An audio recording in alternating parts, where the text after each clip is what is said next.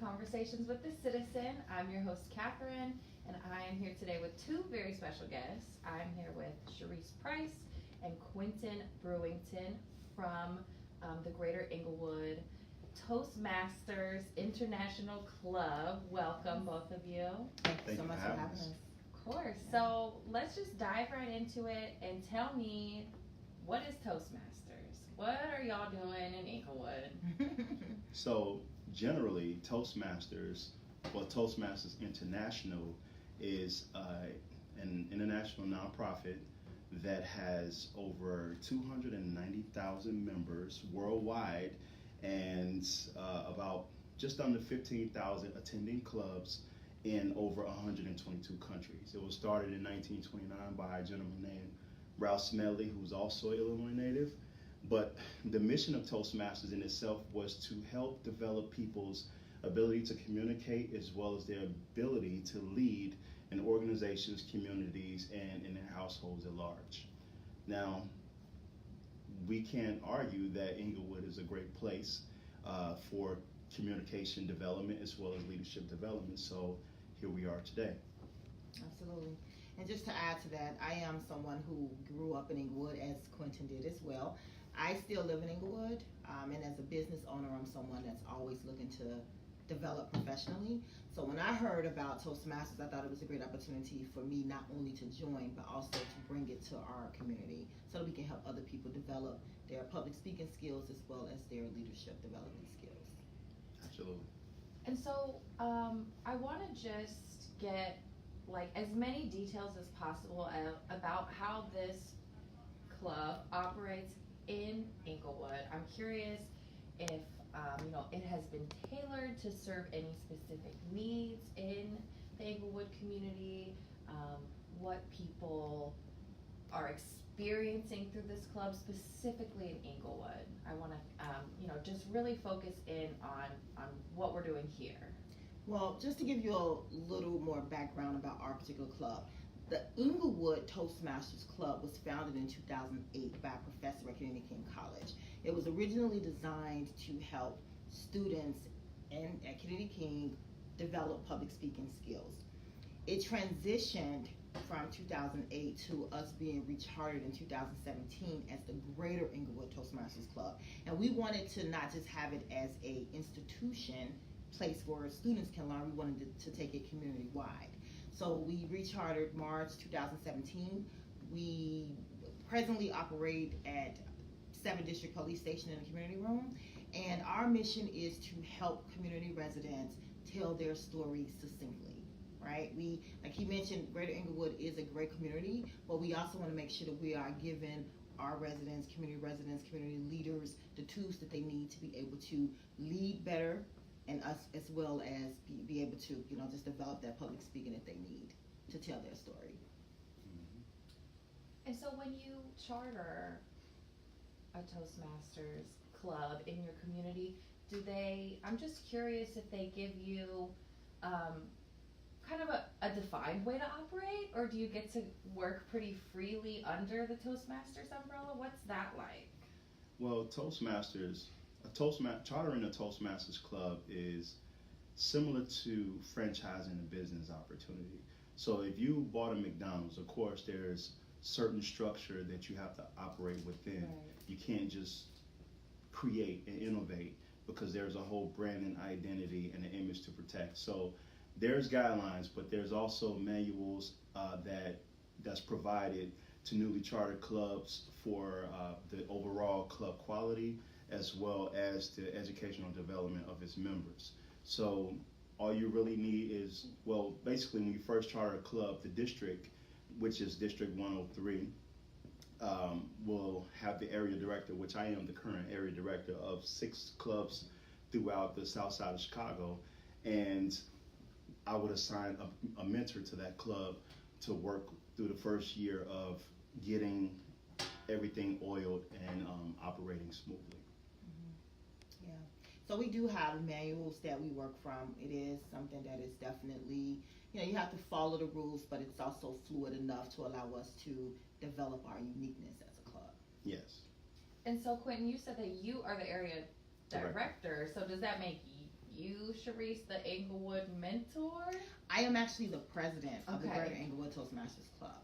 Yes, so I'm the president. He is the area director, so he oversees not just the Greater Inglewood Club, but also 5 other clubs on the south side of Chicago. And so I'm interested to hear more about both of you, just kind of as individuals. I'm curious to hear, I know you mentioned, Sharice, that you're a business owner, but really for both of you, I would like to know what has motivated you to dive into Toastmasters and developing leaders and encouraging good communication in your communities. Where does that desire come from in you based on your backgrounds and your current situations? So for me, I started out obtaining a bachelor's degree in business administration, and that kind of piqued my interest in entrepreneurship. But I did not have what I like to say the confidence in speaking publicly to people to bring that idea to fruition. So it wasn't until I graduated with my master's degree that I found out about the Inglewood Toastmasters Club, and I was like, wow, this is something interesting. I would love to learn a little bit more about it. So I joined Toastmasters because I really wanted to be able to convey my thoughts. I wanted to be able to get in front of a crowd and be able to speak without fear. Right? A lot of times they say people are really afraid of public speaking. They would rather die than speak publicly. I don't know how true that is, but I've heard that. I know for me, I absolutely just did not want to be afraid of that. I wanted to be able to stand before any group of people and confidently be able to share my story as well as convey the thoughts that I want to convey. So that was my reason for joining Toastmasters originally, and it's really interesting because Quentin and I were talking about this over on the way to while we were driving here. I was telling him, I said, when I first joined Toastmasters, I was really only interested in getting my goals met. Having been a member now for a few years, I'm really interested in helping other people develop their gifts. So it's become more altruistic for me. And I am very much interested now in hitting the highest level that you can hit in Toastmasters, which is DTM, and I'm sure Quentin will talk a little bit more about that. But it started out just personal gain, but now I really want to help other people find their voice and be able to tell their stories without fear. That's where it came from for me. Wow. What about you, Quentin? It's a tough act to follow. A little bit, yeah.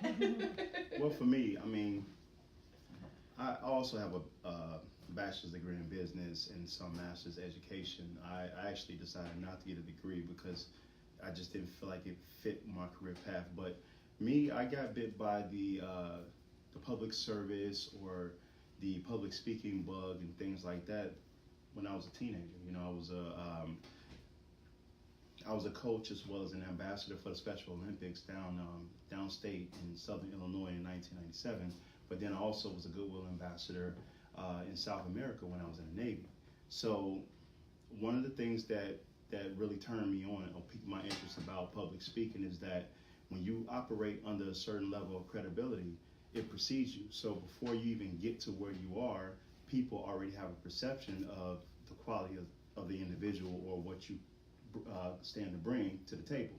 So naturally, when I got out and I started going through my educational process and my career field and whatnot, I just saw how the ability to communicate was an asset to get me to where I wanted to go as far as my financial goals as well as the different things that I'm doing now. So, and even in my family. So it's been instrumental. I mean, the ability to communicate, it takes you places, say like in an interview. Like if you're working a job, most of us have to work for a living. So it would behoove you to know how to communicate and articulate your points in an interview about your skills and how you tend to be an asset to an employer.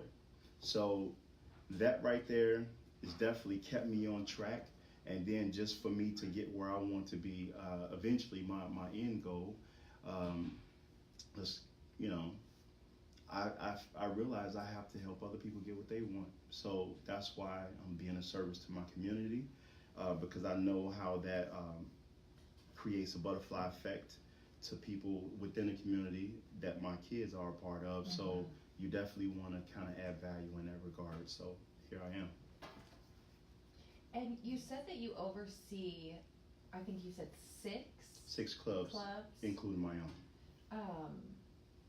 If you don't mind me asking, you know, how far is your reach? Where, I mean, you don't have to tell me exactly. Well, it's okay because it's all public knowledge. But right, I'm just curious, you know, what areas you're actually working on, and then we'll go back to talk about Okay. people. So it's great because it's broad, and it really takes you on a trip of Chicago South Side and the influence and the quality of it. So the newest chartered club in our area is the Harper Center Toastmasters, which is a corporate club within the University of Chicago.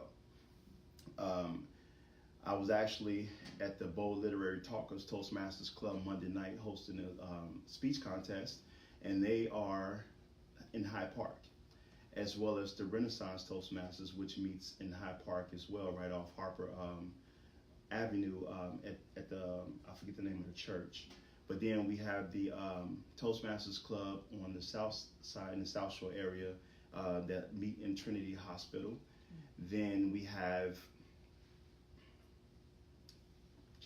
I'm going to forget somebody.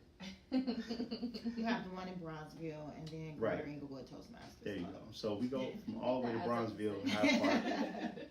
Yeah, so definitely. Yeah. So you get a pretty, like you said, you get a pretty good, I don't know, like a broad range of the spectrum of things that are happening south of the Loop. And people. Yeah. And Toastmasters really, just to kind of, you know, along the lines of what Quentin just mentioned about the clubs, Toastmasters really operate in a very organized manner, right? Kind of like with your job. You have someone who is, you know, the supervisor, someone who is kind of like the manager, someone who's like the district manager, right? Like that's how Toastmasters operate. The only difference is it's all volunteer, right? Yeah. No one gets paid to do this work. But we definitely develop a lot of skills and make a lot of great connections with some really interesting people. Absolutely. So that's been one of the greatest, I think, motivators for me, because not only am I looking to grow, I'm looking to help other people grow, but I'm also looking to really connect with some really cool people. So that's something else I just wanted to add to our greater, you know, not just Greater and Go Toastmasters, but to our Toastmasters journey as large. And how often do you all meet? What is your schedule like? You know, how long are your meetings? What is a typical? We meet twice per month, the second and fourth Thursday of every month. Our meetings start at 6:15. We're typically done about 8 o'clock, 8:15.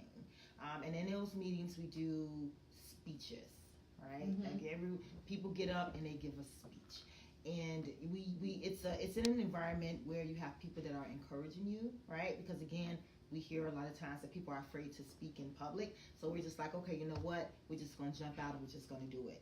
So our speeches are tailored around whatever specific or personal goal that you want to attain. Our speeches are tailored around that. If you're someone who has a career in, say, I don't know, Sales, there you go. You have a career in sales. You want to be able to be more persuasive. You want to be able to really interact and engage your person. We have speeches that teach you how to become a better salesperson. We have speeches that help you become a better public relations person, right? So whatever your professional or personal goal is, that's what your speeches are tailored around. So that's typically how our clubs run. You know, you're interested in giving a speech, you sign up, put you on the agenda, we encourage you, help mentor you, and just put you out there. And it's a little deeper. It goes a little deeper than that too, because communication is a two-way street. So just as much as you have an opportunity to learn how to author your voice, to find your voice and your message, we also have a curriculum set up for people to work on their active listening skills. So just as much as you're in front of the room giving a speech, we also have somebody and evaluating people constructively on how to evaluate effectively to listen better so that they can give appropriate feedback, constructive feedback without any malice or just, it's an informed structure that just really helps people learn how to listen for key things, key points. And then we also just to give like a quick overview of like the functionary roles in every meeting. So we have a grammarian as well, that operates as a word master that introduce a new and meaningful word to everyone's vocabulary that we would try to work in through our talks throughout the meeting.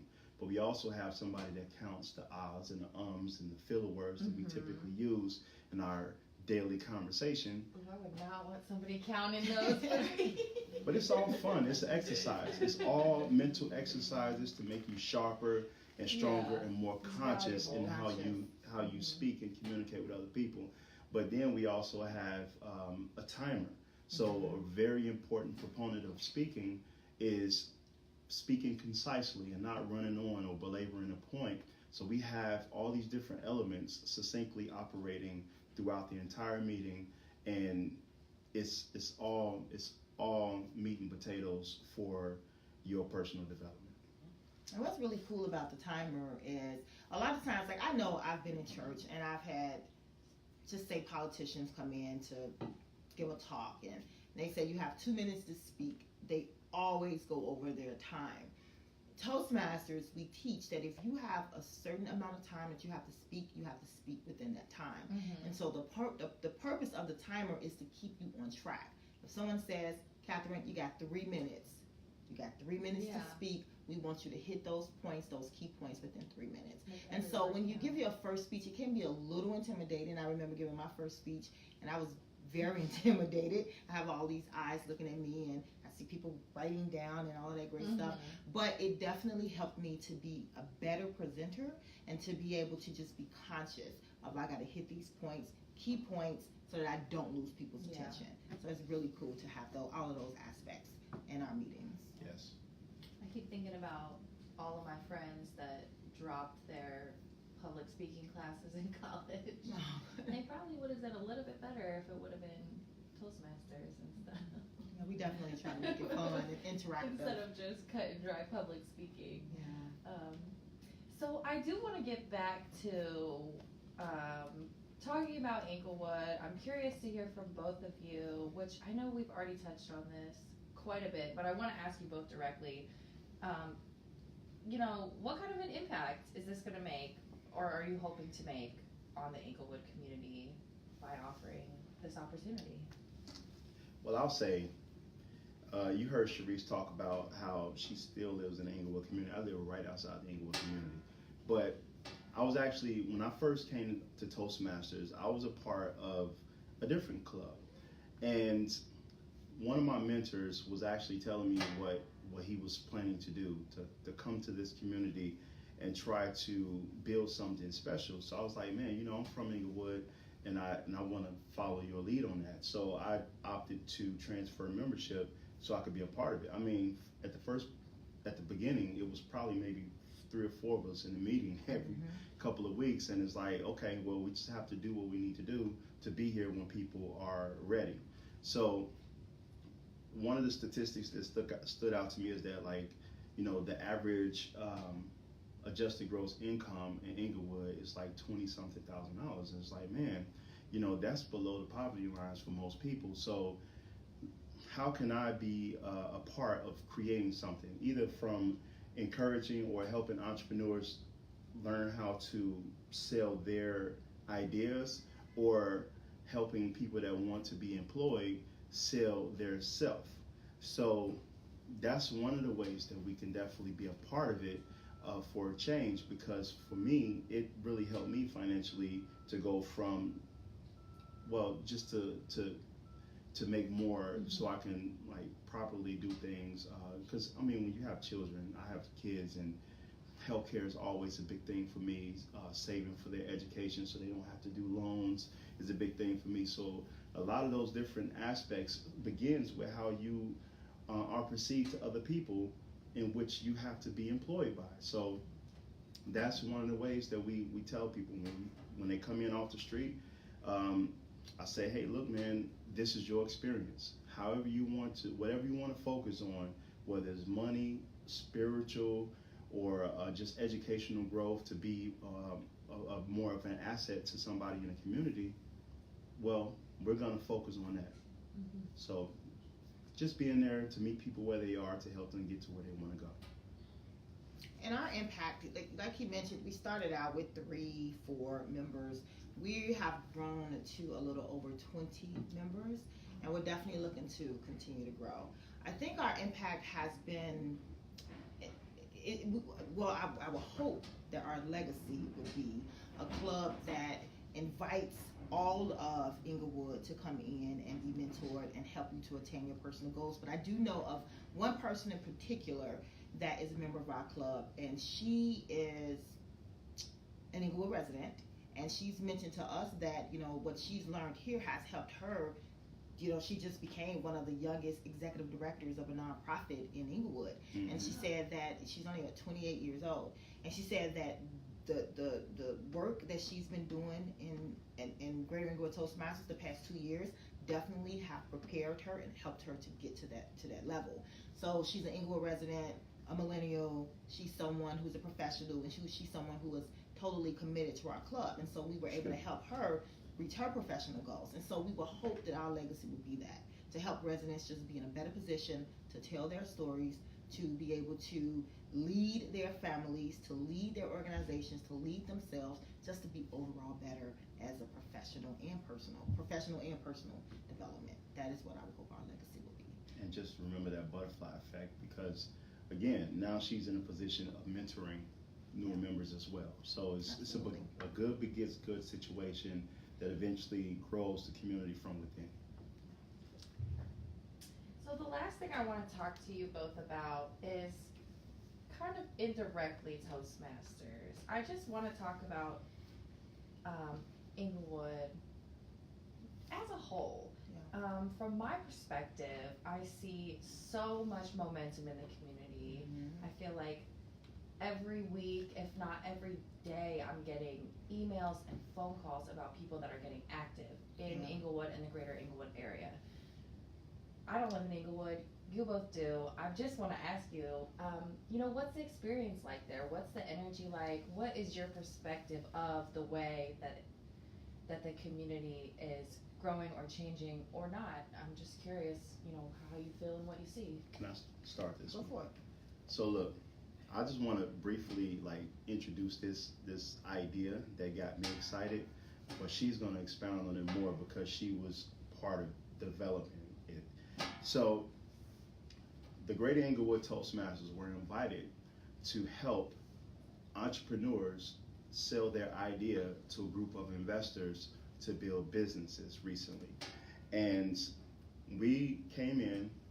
I think I unintentionally took over the keynote, the majority of that workshop, but it was kind of cool for me to hear all these business plans and people really take the time to figure out how they want to sell themselves, and for us to be a part of helping them tailor that message in under a certain time frame. And then to see the people that presented into that workshop, that plugged into it, that sidebar with us to really get it down, to see them take home 5 figures just to build their business within the community and to be a part of that.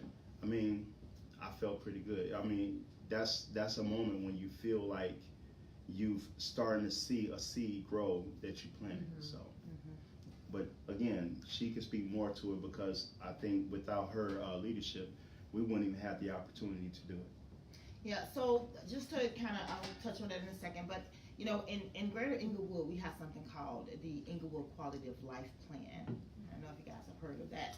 And it's divided into 5 different categories, and it's a plan that was developed by residents, and it's being executed by residents, first and foremost.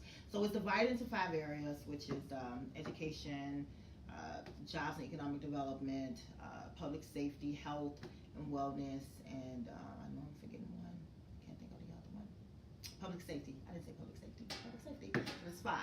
So within each category, we have Inglewood residents leading each of those task forces.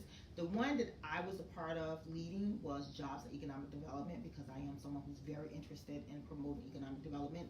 And so what he's speaking of is this plan that we developed called the Business Plan Competition. And it's an opportunity for 10 residents or people who maybe grew up in Inglewood but moved away but still have an idea of business that could benefit Inglewood residents. It's an opportunity for them to win a share of $40,000. right?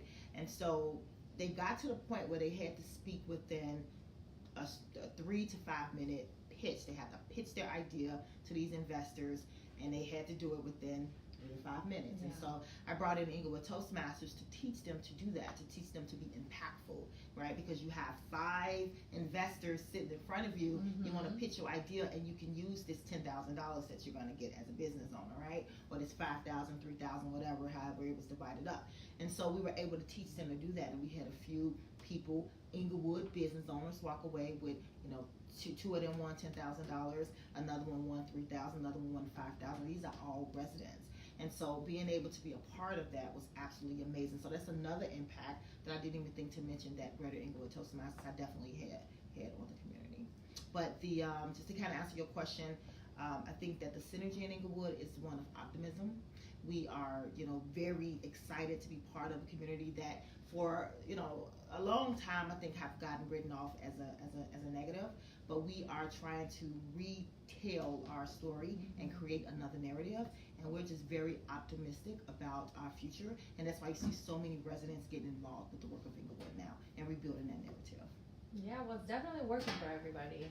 I'm into it. I'm trying to cover it as much as I can. I love being in Inglewood. I love talking to people from Inglewood. I think it's very exciting. Yeah, we appreciate you because you definitely come and tell our story, so we appreciate that very much. Yes, very much. So that's really the extent of what I wanted to hear from you all today. If there's anything else that you would like to share that I didn't ask about.